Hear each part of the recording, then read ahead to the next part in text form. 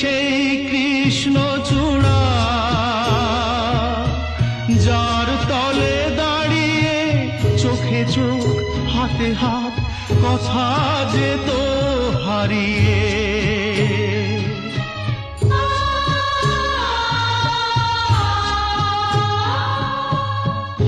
আজ এখানে আমার আশার সমাধি, ব্যথা জানাবার ভাষা নেই, আশা নেই, ভালোবাসা নেই। আশা ছিল, ভালোবাসা ছিল, আজ আশা নেই, ভালোবাসা